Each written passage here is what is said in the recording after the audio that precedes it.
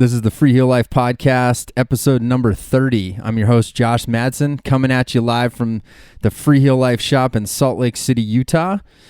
And today, we're going to have another intergalactic space traveling episode with Those Tele Guys down in Australia. And I'm super pumped about this. This is actually our first episode venturing to that part of the world, and they are actually skiing, unlike the rest of us. So I'm psyched to have those guys on. There's not a lot of news. That is the news room, is Australians and the Kiwis are skiing, and we are not. Other than that, these guys are going to bring the news to us today. So a quick little introduction about these guys. You may have seen them if you're one of the Instagram followers. They were originally had a thing going called Telemark Australia, was their name in the early days. But they've since moved to Those Tele Guys as it reflects them and their mantra better. And for those of you that are into Telemark podcasts, they have also started a podcast called Those Tele Guys. And they're just simply some tele guys down under that love to telemark like the rest of us. And they love telemark skiing in their unique alpine environment and having a good laugh. And I know they're going to be way funnier than me, so I would like to welcome them to the podcast. Good to have you boys here. Welcome.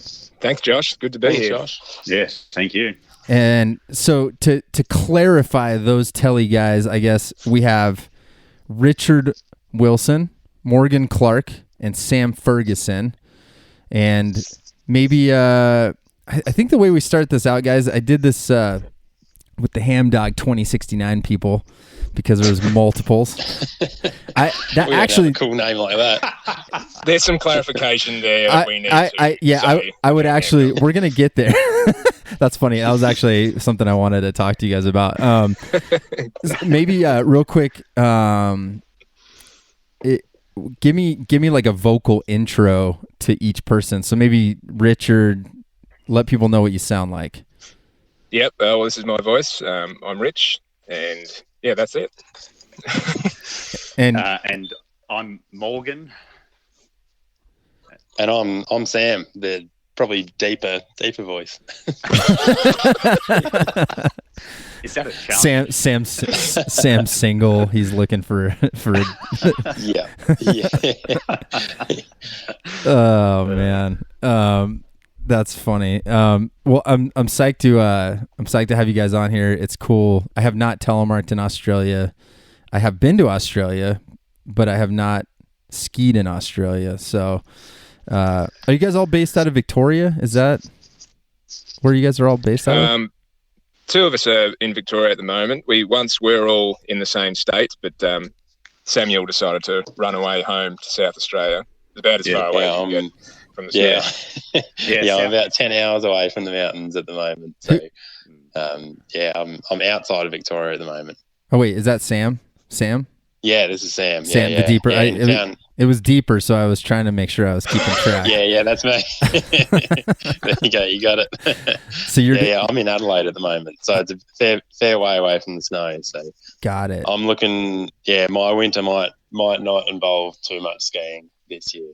What is Adelaide known for? Why I'm blanking on that. Oh, is that like it's known for not much, actually. Really? That's probably why you're thinking. Yeah, churches. It's got nice beaches. It's got a bit of everything. It's got some hills. It's got a bit of everything, but nothing's real good.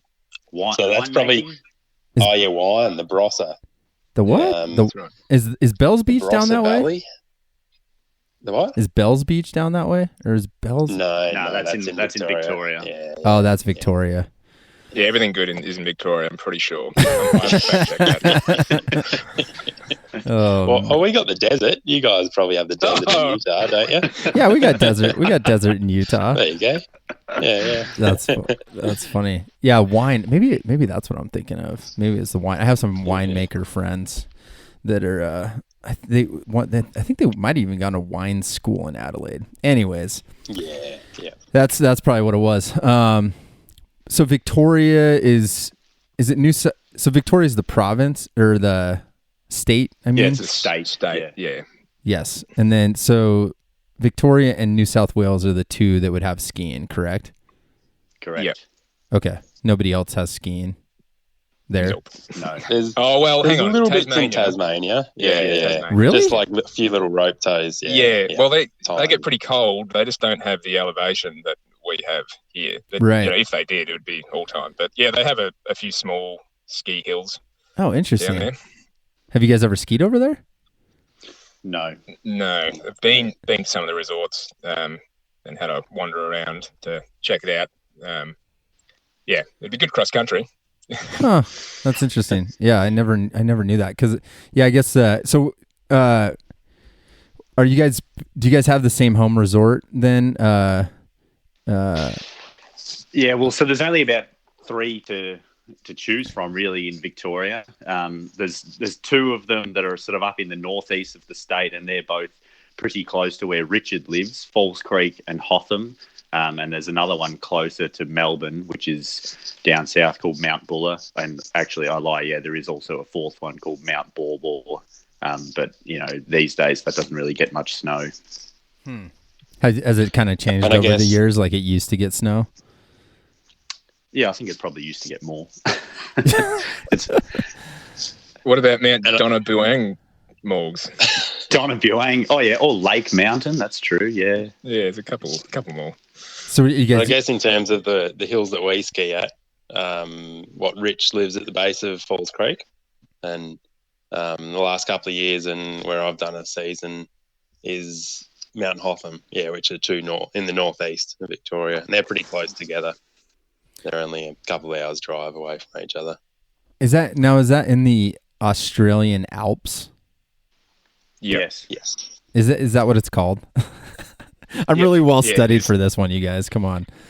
Yes, it is the almighty Australian Alps. Well, in the southeast of Australia. So part of the first time I ever heard about the Australian Alps, and I was actually I was brushing up for a second. Have you guys ever seen Winter Dreaming? Yes, Mr. Steve Curtin's film. Yeah. Yep. And Steve Curtin. Do you guys know Steve? Yeah. Know him pretty well. Really? That's funny. I reviewed that movie on that. We were talking before the podcast that Freeheel Life was once a web magazine, and Steve sent me that movie on DVD, and we did like a review on it many years ago. Cool. And that was the first time I saw Australian telemark skiing, and was like, holy shit, you guys have some massive mountains down there. And he assured me that the snow was not always great, but the mountains were pretty awesome. So yeah, there is some little gems in amongst the mountains. Even like Jeremy Jones, although it's not Telemark, Jeremy Jones, the snowboarder. Yeah, he's put up its Instagram posts about some of the major mountains here. And he's posted about the terrain, like Mount Feathertop. He's posted pictures about that, wanting to come down and board that. So that's pretty cool, getting that kudos from people that high up. That's awesome, in the man. sports industry.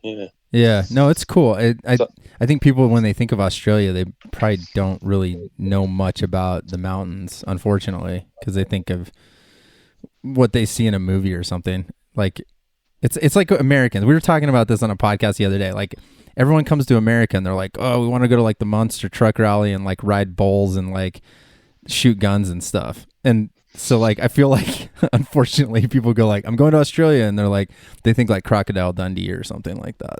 Yeah, where the kangaroos at? That's the sort of thing.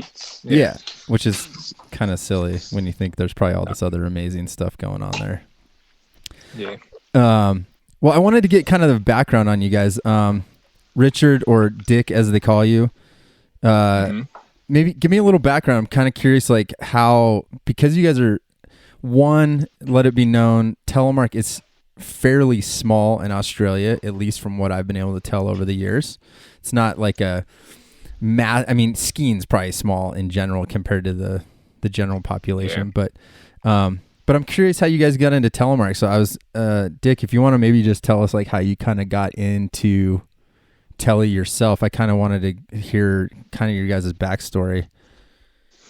Yeah, so I guess as a kid, my dad hated the snow, so he didn't really take us there. And we went tobogganing, and I had a horrific tobogganing experience where I just, got smashed by some other people coming down the hill, and didn't like the snow so much because of that experience. But then later on through I studied outdoor recreation and outdoor education, and both those courses have a snow experience through those. But before those, I had skied a couple more times through school on some camps, and started to think that I liked it, but it was all downhill stuff. And through TAFE, we actually went up to this place called Mount Sterling, which is just a cross-country little hill next to Mount Buller.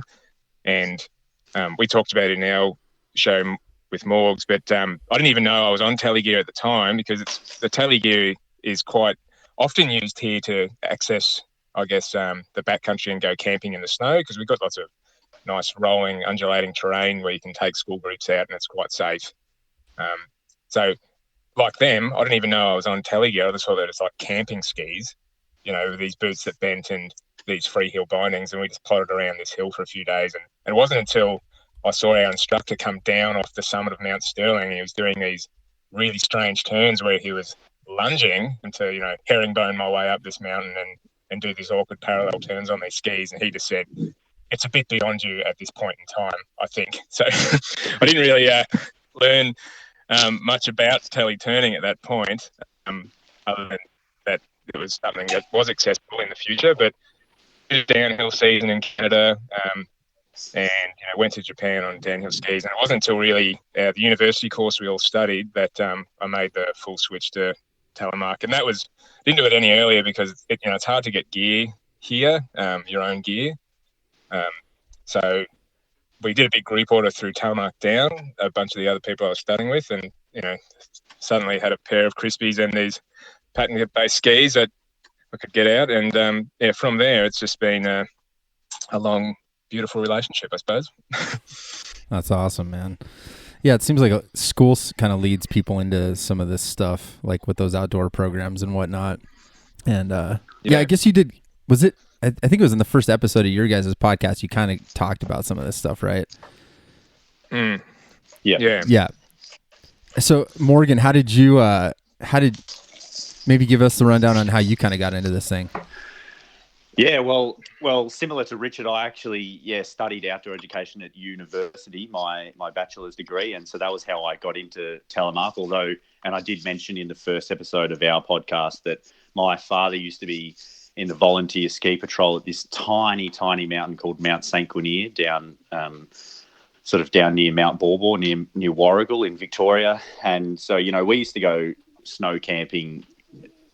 Not snow camping. We used to go up the snow pretty often in the winter, but I just hated it. I hated the cold, and I used to plod around on cross-country skis there sometimes, and little did I know that my dad was out on the tele skis. But the relationship with tele skiing, as Rich called it, didn't really start until I went to university and actually befriended Sam Ferguson, who's here with us today at uni, and he was already quite an established tele skier, and I thought, shit, that's really cool. I want to be like Ferg.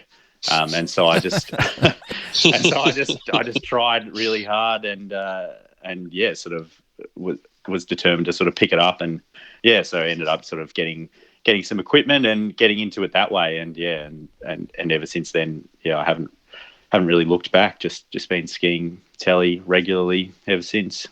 He also got surgery to lower his voice vocals to be like, you. I thought you were going to say he's had surgery on his telly toes recently. Oh yeah, I need it. So Morgan's bruised his toes more than once in his telly boots. Yeah. So Ferg, it sounds like you're inspiring legions of people down there. Wow, that's the nicest thing anyone said about me. How did I get into it? Oh, it's pretty similar.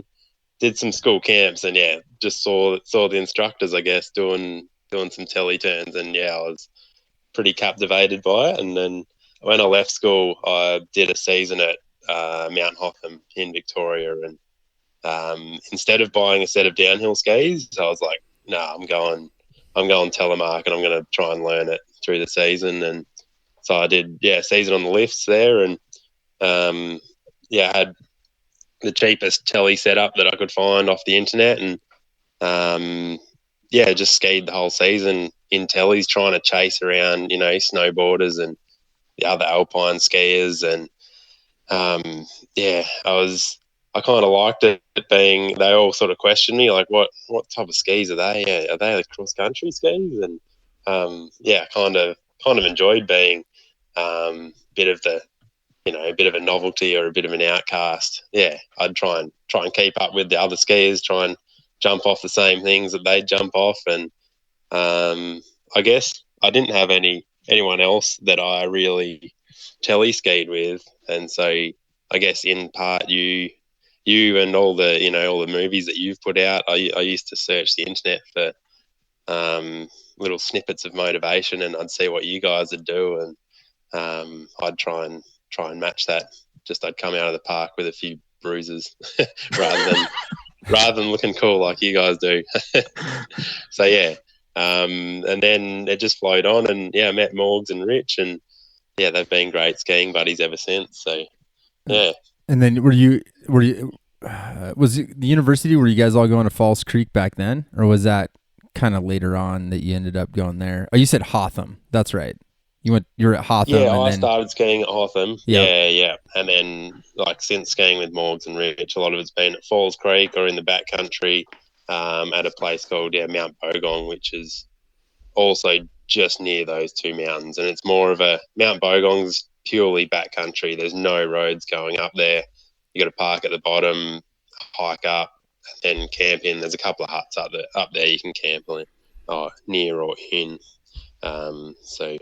That's where the majority of our skiing has been in Victoria. Yeah.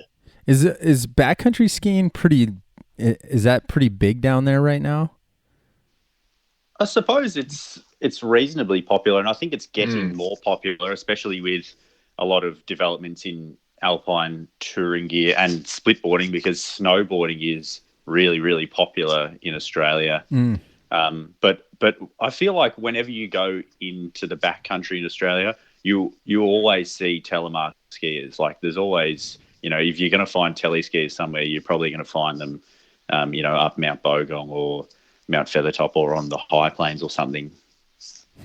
Yeah, because that's what's kind of going on here. It's like major blast, and actually with the whole coronavirus thing, like that seems to be like there could be a lot of people getting in shape hiking next year if the resorts decide not to open. So we'll see. I meant to ask you, are you guys open for business? Like, or is it everything's flowing fine? I wouldn't say it's flowing like it usually does. There's a whole bunch of restrictions for at least the first month of the resort's opening. But they're opening up, and they're just putting a capacity on how many people can go up there, and you have to book in advance to go up. It's going to look like, but it sounds like all our season passes are going to go ahead, which is awesome. Well, we're totally surprised. I thought for sure it was just going to be a backcountry season only. So it's amazing that it's going to go ahead. Yeah, I hadn't even thought about that, but I guess being able to watch you guys and how you guys can pull it off is going to help us, because I keep thinking like anybody with gondolas or like trams, like Snowbird here in Utah, that's definitely going to be an interesting situation. You can't really just like cram a bunch of people in a little can that takes you to the top. So it'll be interesting to watch that. But sounds like the Kiwis have 0 cases of coronavirus, so I keep thinking like they're a little bit smaller than you guys though, so maybe they're just gonna keep it that way and normal ski season there. I don't know.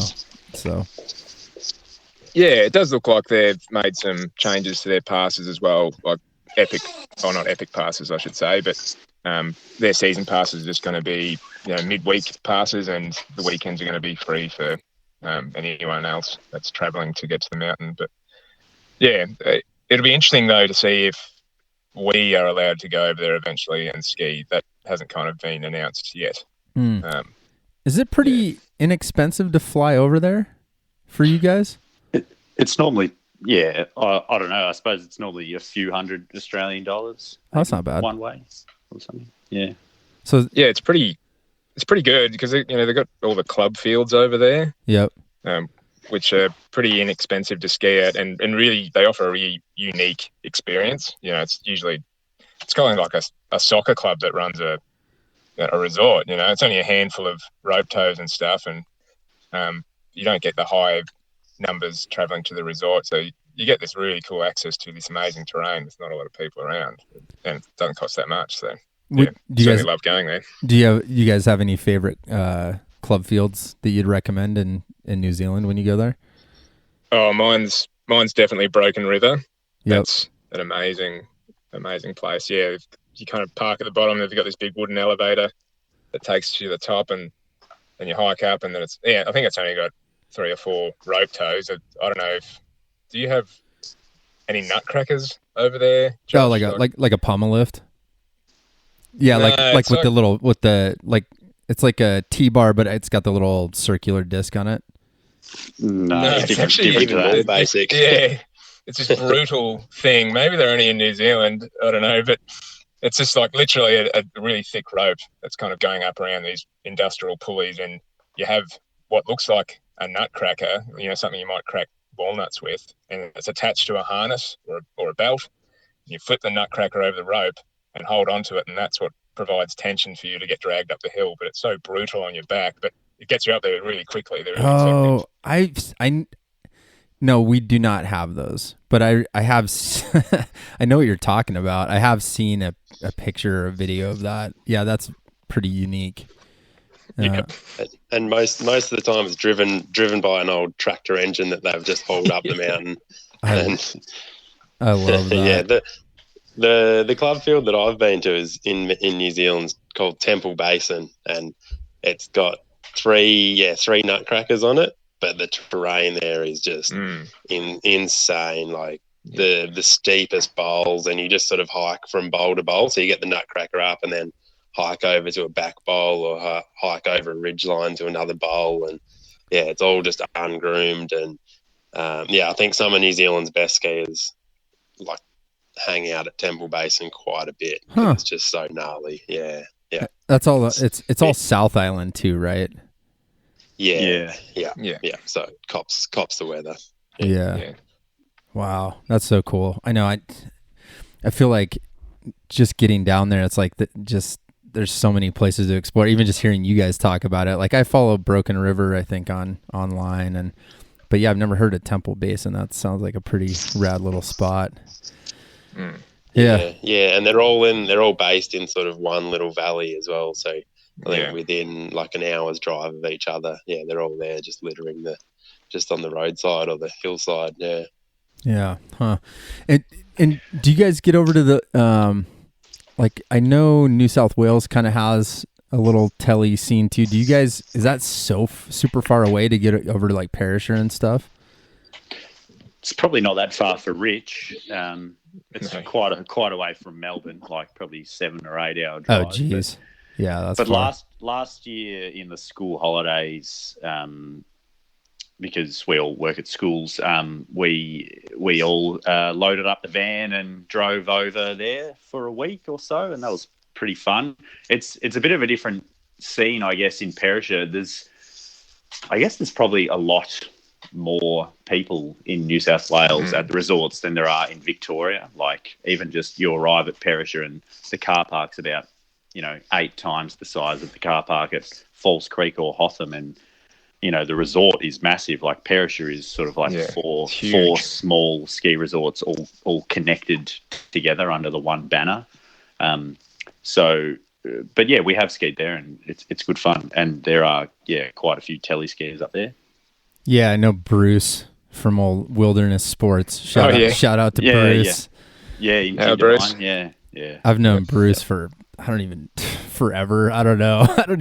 He might have been the first. That's funny. He might have actually come over to like a trade show or something long time ago, like 15, 20 years ago, and I think I met him, and then I was like, there's like, I don't even know if I knew there was skiing down there at that point. You know, I was like, there's Telemark skiers there. That's crazy. So I suppose being in Australia, like, we only get a short ski season, and not many people might know we have skiing down here, but the people that do ski, I guess we froth pretty hard. We call it the froth. Yeah. You're frothing. Yeah. We froth over anything we can get. I love that. Just not ham dogs. So yeah. You know what's so funny? I was listening to your episode, and I tell you, I've never seen. You've never seen a ham dog before. It's not a thing. It's not a thing. Have you guys? That's what I thought. I'm like, dude, I mean, granted, it's been 25 years since I've been to Australia, but I'm like, I don't remember a ham dog. I remember meat. I remember meat pies. I remember Vegemite. I remember a lot of stuff, but I do not remember a ham dog. Did you have a chicken parmigiana? That's definitely something that's Australian, I would say, more than a ham dog. Chicken parmigiana? Like is it a sandwich? No, it's Morgs.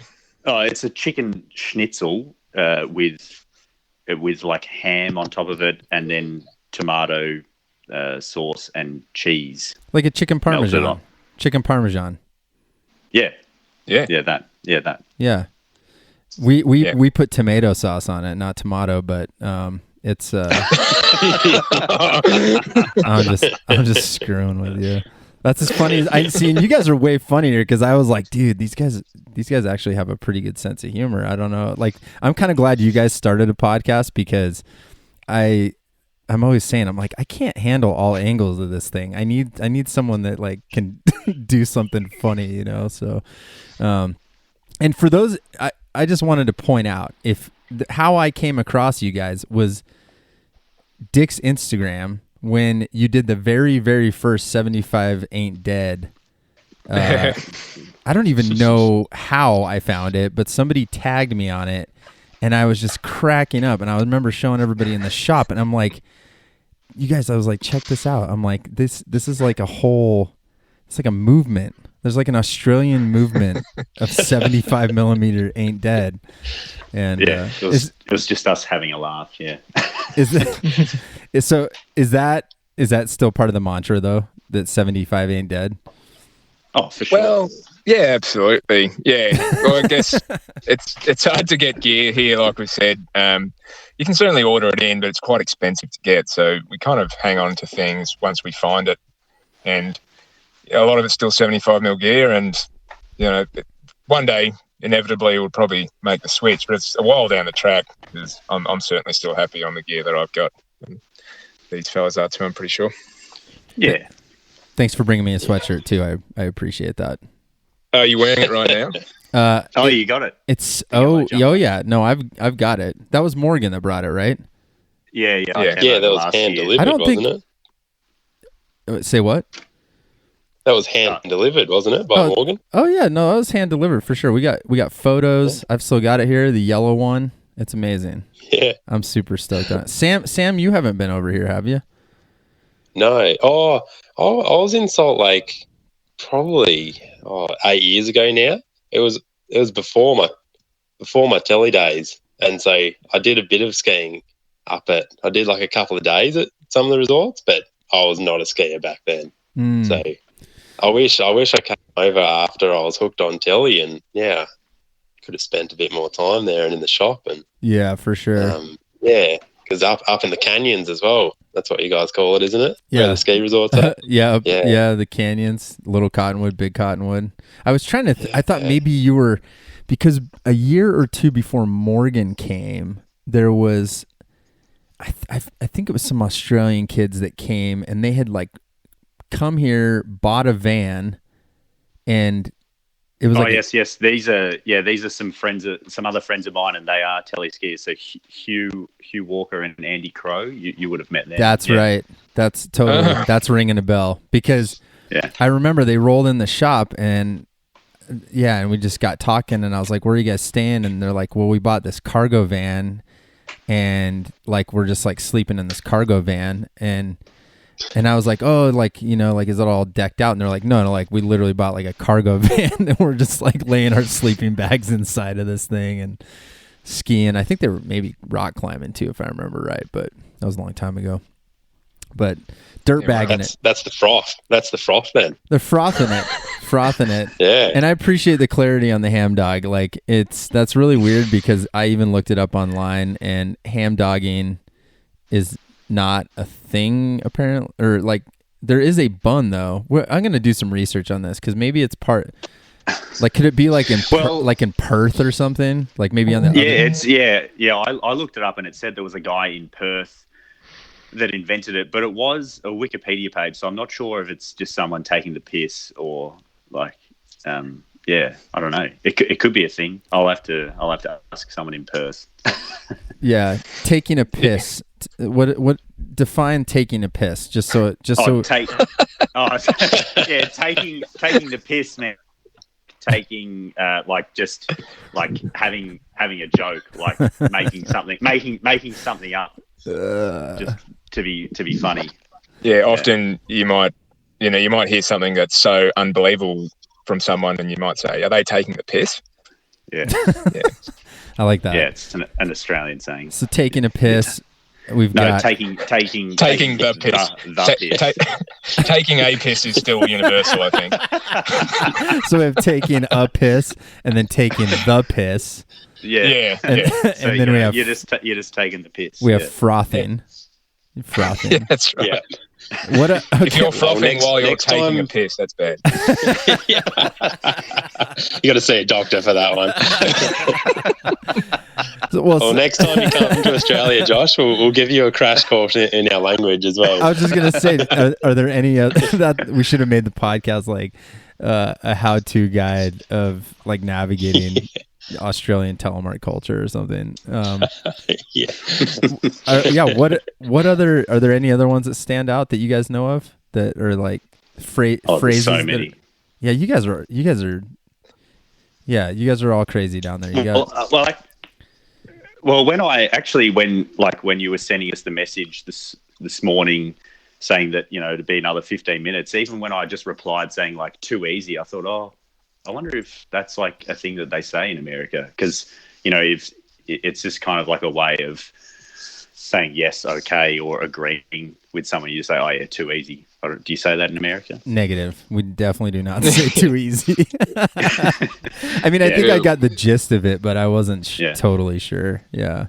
Another one that is confusing, and I did a season in Canada, is yeah, nah. So when someone would ask me a question and I didn't agree with it or I didn't want it, I'd, you know, oh yeah, nah. They'd be like, well, what is it? Do you want it or not? They're like, what do you mean? Yeah, nah. They're like, well, you just said yes and then no. So what?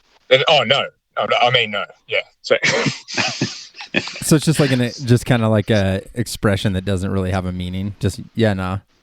You just say that. Yeah, well, it just means yeah, no, yeah. I did it then. I didn't even mean it. Yeah. Oh man. That's funny. Yeah, it is strange, like how there's just especially when we all speak English, but there's just completely different variations on it. So I don't know. Yeah, that's funny. Okay, back to telemark skiing. I was these are crucial questions, but yeah. necessary ones. I was kind of curious. Do you guys? I know I saw an episode with Cam Walker. Is that right? Am I saying? Yeah. Yeah, I was curious. I didn't get to listen to it. I'll be honest. I've communicated with him a little bit, but I know he has put some festivals on in the past. Do you guys have a couple like Telemark gatherings of sorts that are happening this year that you know of? Well, he used to run World Telemark Day, I suppose, for Australia on the first Saturday of September. And he kind of made this transition to the Victorian Backcountry Festival just because it appealed to a lot more other people. And as he said, kind of backcountry is the real religion here, I suppose. So yeah, his kind of mantra is it doesn't matter what you're on as long as you're in the backcountry having a good time. So, and I think the World Telemark Day certainly got a handful of people there. but they weren't huge events because there's a pretty small tele scene down here. And then the Backcountry Festival last year got, I don't know what he said, Morgs, like 400 people or something there. Something like that. Yeah, he said about 400. Wow, that's amazing. That's a huge turnout. So I think that's we're kind of hoping to be a part of that if it all goes ahead. He's pretty keen to get us in some regard, but I don't know what that is yet, or what that festival is going to look like if we're allowed to gather in one spot. And who knows? Yeah, that'll be at Mount Hotham. Yeah. Oh, Cam's event's going to be at Hotham. That's where he's been running it the last couple of years. Yeah. Yeah, that's crazy. 400 people. That's legit. Huh. That's cool.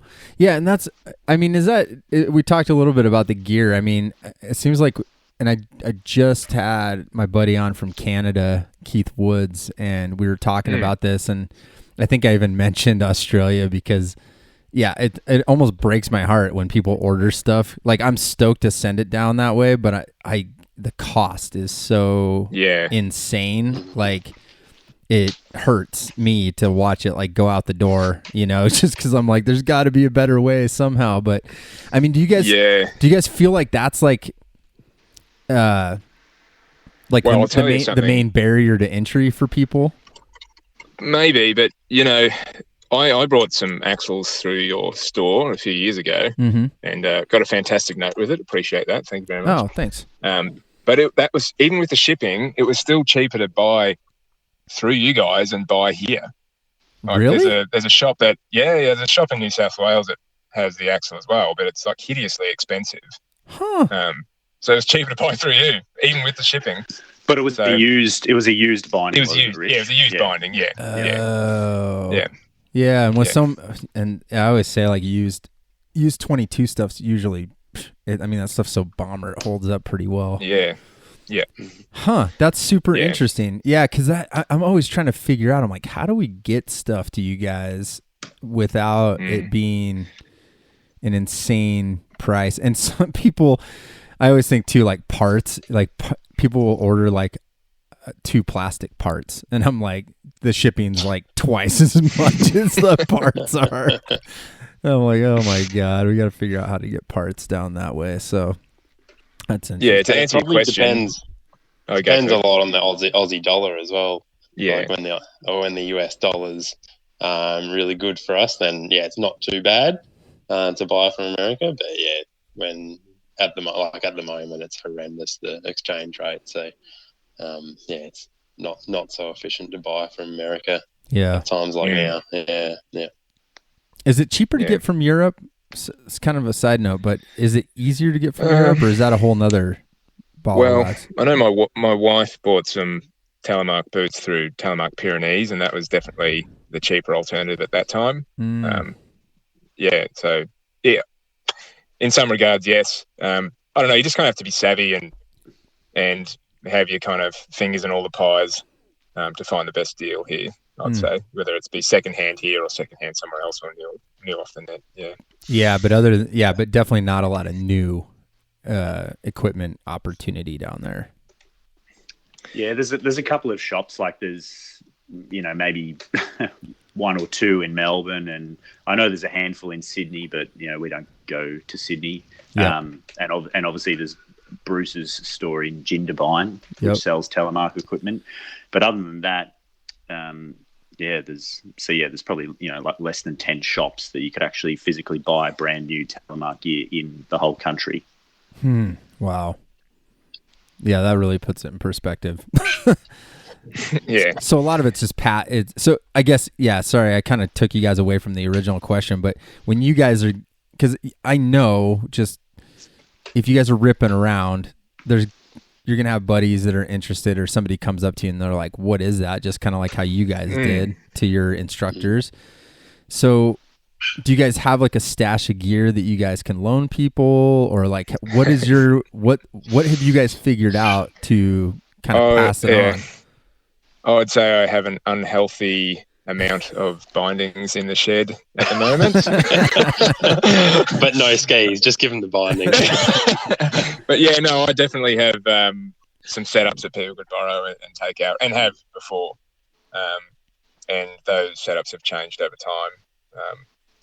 It's kind of a lot of axles in there at the moment, which I'm actually about to sell on to let other people have that experience with that binding, I suppose, because there's still a lot of what are they, G3 Targas rolling around. There seems to be kind of a lot of those, but not many kind of decent solid bindings like that. Yeah. Anyway, yeah, heaps of gear to loan out. That's awesome. Yeah, that seems to be the case. That's what Keith, my buddy in Canada, was saying. I mean, a lot of it just starts. It's like that's what's so funny is those guys are pretty close to us, relatively speaking, and the taxes and stuff across the border is so crazy that it's almost like keeping a stash. Sometimes it sounds like there's like a free trade agreement between our countries, but it's not. It's not as free as it sounds. That's for sure. And unfortunately, a lot of it gets passed on to the customer. They pay tax to pick it up from wherever. And but yeah, it seems like that's kind of how people are doing it around the world. Is like if they live somewhere where there's not a lot of gear, there's like this little core group and everyone kind of holds their gear together and passes it out. And amazingly, that's how it grows. I mean, it's at least at this point in the game until there's other retail opportunities, I think, nearby. Yeah, I'd say it's 50-50 with whether it grows here or not. Like some people have definitely borrowed the gear and like, oh, this is awesome. I'm going to try and get some stuff. And then you get other people that like the look of it and try it and go, oh, I'm not doing this shit. Yeah. Well, and I can see that too. Cause like if, it's like, it's hard, right? And it takes time. And if you're only, like you said, you have a shorter ski season, and if people, that comes up a lot here too. Cause like, I think if you look at the average profile of a skier, it's not the diehard person that's spending money. A lot of times it's like the person from Texas that skis 5 days out of the year, and, there's a lot of Texans that ski, funny enough. That's like a huge market for skiing. South Australians. Is that kind of the same thing from Adelaide? Yeah, we all froth the hardest over here. The further away you are. Oh man.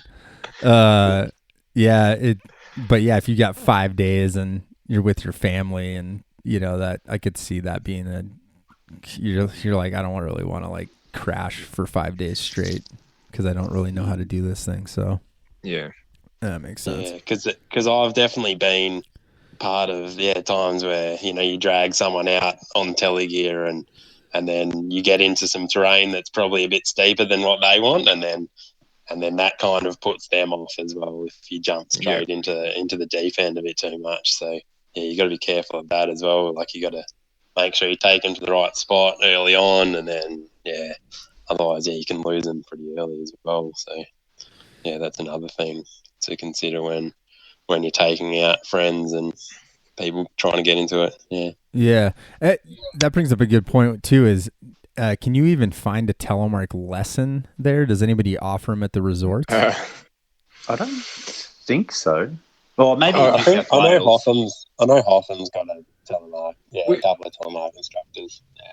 Windy Corner did, which is in the Nordic centre of Falls Creek, because Falls Creek is the kind of centre for cross-country skiing. So, there's the Hoppet is the 42-kilometre ski race, which is part of the World Loppet, and there's a Nordic centre there that had Telemark lessons, but it was all under your own steam. You couldn't go into the resort, which is right next to it. You had to just plod around on cross-country skis or pattern-based skis, I should say, and learn that way. But I think it was pretty expensive. It wasn't really an accessible avenue for people to learn. It's just, for the most part, I reckon it's just buddies teaching buddies. Yeah, not like a formal, like, professional ski instructors of Australia, I guess. I don't know if you guys have like some sort of, I'm sure you have an organization of some sort that has like a certification. Yeah, I know they do. They do have professional instructors, but I think, as Rich was saying, probably the most common way is for just buddies to teach buddies. Yeah. And being telemarkers, they're a bit cheaper as well, aren't we? Yeah, that's right. Yeah. And so, that's probably the way that we've seen that happen the most. Yeah, he's just buddies teaching buddies. So I love that. Well, and that's you guys starting a podcast. I think that's cool too. I actually was, what's so funny is it just like popped up. And maybe it was like all of a sudden you guys just did it. I don't even remember. All of a sudden I was like, wait, those guys started a podcast. And then I like went and listened to it and I was like, this is awesome. I'm glad someone else started a podcast and you guys are you guys going to primarily focus on like your zone? Like, is that kind of the goal, or maybe tell the people a little bit about your podcast, because I was super psyched that you guys started it. Well, yeah, we kind of drew inspiration from your podcast and loved the show, and I guess we wanted to start something that kind of explained our scene down here a little bit more, and like you said, it did just pop up because we talked about it for a while, and we were just kind of like, one night, like, right, this is it, let's do it. I've kind of half looked into a whole bunch of stuff. And I think you can kind of hear that in the podcast too. We're learning as we go and figuring things out, like episode 3 with Ferg. That was definitely a bit rusty, trying to get 3 people on the one kind of audio track, which is not the way to do it. So, we're learning tough as we go. Morgs, do you have anything to add? Not really. He's like, I'm just here for the ride. Come on. No, it's I suppose when Rich and I were first talking about doing the podcast, we were like tossing up like, oh, do we make it like an Australian winter one, like relatable comedy, to do with skiing in Australia, or do we make it about tele skiing? And we're like, and in the end we were kind of just like, it doesn't really matter what we think people are going to be interested in. We'll just do something, and if people find it funny and interesting, they'll listen, and if they don't, then they don't. And it's been fun. I've been enjoying doing it the last few weeks, and look forward to just slinging banter for another couple of months on the podcast. Yeah. I'm glad you're looking at it that way, dude, because that's a smart way to do it. And instead of like trying to figure out what people want, like, I don't know. That's what I appreciated, the fact that you just did it, because honestly, people think about it too much, and it's tough because like it's kind of like the Telemark Australia thing. I was kind of getting a kick out of the fact that I understand why you guys would move away from a name like that, because it's like all of a sudden you're like taking on the entire continent on your shoulders as like the Telemark authority, and like and that's it gets tricky. It's why I said like it's nice that other people are talking about Telemark in your own way, and like I've always thought that that's the way to go. The more of us out there that are doing stuff, the better. And I like that you're saying, hey, so for those listening out there, if you're thinking about doing a Telemark podcast or making something, go for it, because exactly what they just said, they are still figuring it out, but they started. Like that's the biggest hump, is just getting it going and realizing that you're going to figure it out. So I applaud you guys. Thank you for doing what you're doing. I think that's pretty amazing that you guys you got this far already. What are you, episode 5? I think I saw popped up. Yeah, that's good. We got Jonathan Frakes on for episode 5. It was a big fish to land. Who is that? Jonathan. Jonathan Frakes. You got to fill me in. He's from Star Trek. Oh, got it. He used to host a show called Beyond Belief, Fact or Fiction. This kind of ridiculous show about these made-up stories, and then at the end of the show he reveals if they're fact or fiction. So we got him in to help us reveal certain myths about telemark skiing. Oh, dude, I should have done more homework. I saw that one popped up, and I'm like, oh man, if I'm not caught up with these guys and then I call them, I'm in trouble. So here you go.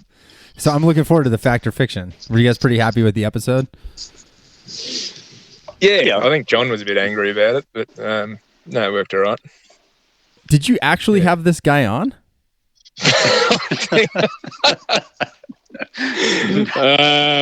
Yeah. All right. We'll just leave it at that. Let's just leave it at that. Because he's gonna be more pissed now. He's gonna somehow hear this and be like, "What are you guys talking about?" Yeah, his voice may have been incorporated off YouTube clips. I don't know. That's just a guess. I can't wait to listen to this one. Jesus. All right. Can you give us a little taste without giving it away? Like what was the best fact or fiction that you guys covered? Or ask me. I'm kind of curious if I would even get it right. Oh, okay. Well, it is a matter of opinion as well, of course. So yeah. They're all actually pretty subjective. But one was, and we might do another episode down the track. We did like 5 different things, I think. But one was, is Telemark better for better backcountry access? Oh. Yeah. So I can see how that could be subjective. Yeah. I keep saying if you're not down to do the turn, you're probably not meant to do it, because that seems to be what it comes down to. If you're just like, like if someone looks at it and they're like, oh, that looks hard, you're like, you're probably not going to like this. So. But one question we did kind of try and bust was, does every Telemark skier drive an electric car? Oh. Because I don't know about what it's like in America, but certainly here, it's kind of everyone stereotypes Telemark skiers as being outrageous, smelly hippies. So that's kind of what the episode was shaped around a little bit. See, yeah, and I caught that like when you said that, and then I'm like, yeah, but you just said that telemarketers don't spend money too, which I don't believe. They spend money. I think they act like smelly hippies, but they're not really that. Are they driving electric cars there, or is that just you're kind of like the continuation of the granola goes into the electric car?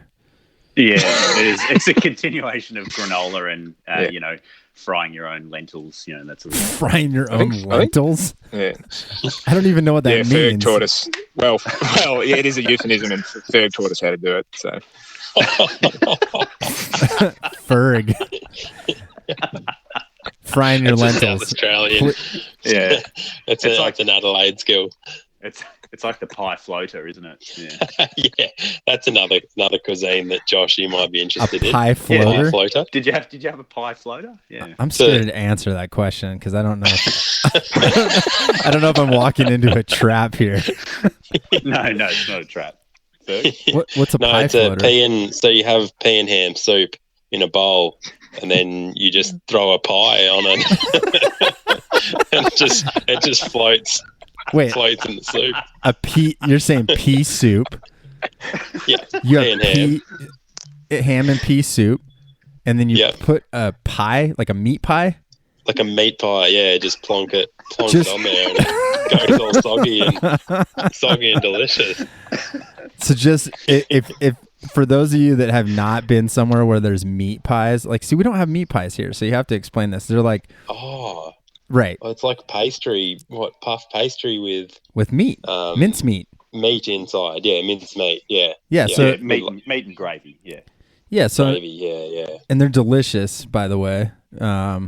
We don't have meat pies here that I'm sure someone's going to email me and be like, dude, of course you have meat pies now. But it's not like you go out and you're like, I'm going to go get a meat pie, and there's just like a place on the corner like that. It's not like that. So every town in Australia, you'd be able to buy a pie just about. Oh, every gas station. I ate a lot of meat. I was only there for, I don't even know if I was there for 2 weeks. I think I told Morgan. Did I tell you why I was in Australia? You came to Sydney to play schoolboys rugby. Yeah, we played rugby, man. Rugby. So I have to say, I'm an All Blacks fan, guys. Sorry, but I do like that's fine. I like. Are you guys not? It's funny because it's only really the north of Australia, like New South Wales and Queensland, that gives a crap about rugby, and then down in Victoria, Adelaide, Tasmania, we've kind of South Australia, not Adelaide. We follow Aussie rules, which is Australian football, like the Magpies. Yeah. Yes, I'm glad you said that. That's my team. Go the Pies. See, I always remember watching that when I was a kid because, like, I grew up obviously playing rugby, but then I'd watch Aussie Rules and I could never figure out. I was like, dude, it's circular. Like the pitch is circular and there's no crossbars and then we always used to joke about how the referee comes out and does the little fingers, like how he throws them down like the 2 or the 1. You know, like when someone kicks a goal. Yeah, he'd kick a goal, and the little dude with the hat would roll up to the line, and he'd like kind of do these little elbow movements and slam his fingers down, and we'd be like, wave the flag. Oh yeah, we'd be like, score, man.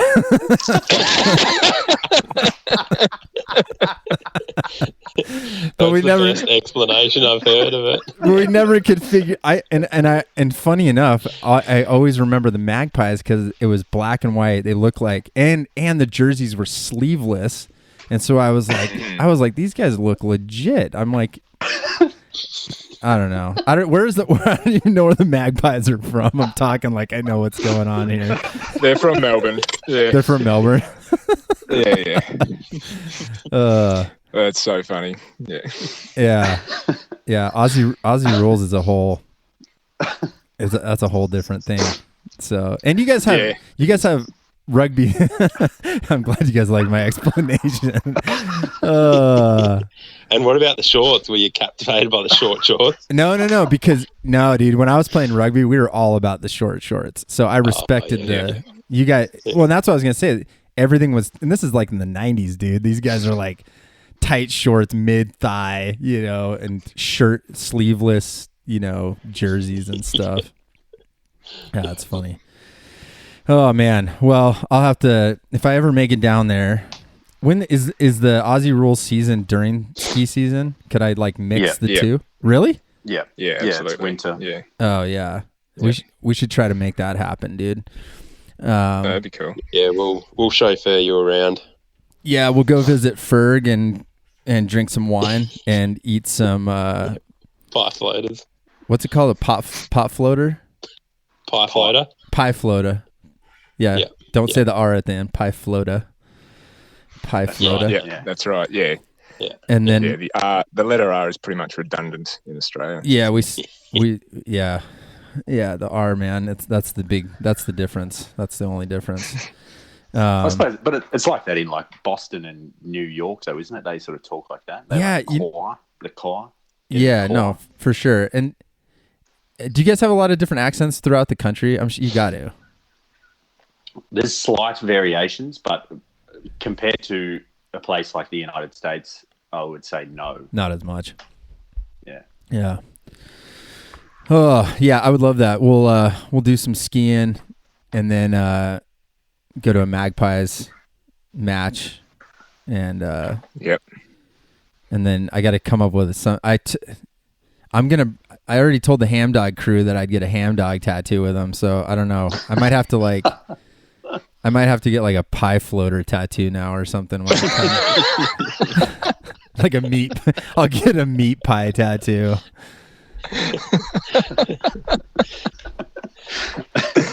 You'll get some funny looks from the tattoo artist. Yeah. If you get a Collingwood tattoo, though, you probably wouldn't get that many funny looks. A what? No. There'd be a few of those kicking around in Melbourne. It's the Collingwood Magpies. That's where they're from in Melbourne. So, and the Collingwood fans, they also have a stereotype of being outrageous bogans with no teeth and covered in tattoos. So, see, I knew I liked that team. I like. Yeah. That's what I'm talking about. The rowdy teams. I like it. Yeah, that's the one. Yeah. Oh, well, gentlemen, thank you for bringing us into the Australian telemark sphere and explaining a little bit more. For real, though, I think it's cool what you guys are doing. For those of you guys that are listening out there, you can check out their podcast at Those Tele Guys. It's on everywhere podcasts are found, as far as I can tell. I think so. Yeah. For sure, it's on Apple Podcasts because that's where I subscribe to it. And Is your guys' Instagram still is it still under the old name or the new name? Did you guys change that? It's those Tele Guys, yeah. Yeah, so at Those Tele Guys. And I'll make sure to put a link in the bottom of the notes here. But thank you guys for being on. And thanks for having us. Yeah. Thanks for having us. Super stoked. Thank you very much. And for those of you listening out there, how you can support us, like always, if you choose to make a donation, you can always do paypal.me/freeheellife. You can shop at freeheellife.com. Articles, telemarkskier.com. And you can always email me at podcast@freeheellife.com. Thanks for listening. And please take a second to rate and review the podcast on Apple Podcasts. And until next week, gentlemen, what shall we all do? Do you know? You should, well, I should, but I feel like it's your sign off. I don't want to say, I feel dirty if I say it. I kind of want it in like an Australian accent, bro. No. All right. Yes, spread Telemark always. Always, my friends. Peace.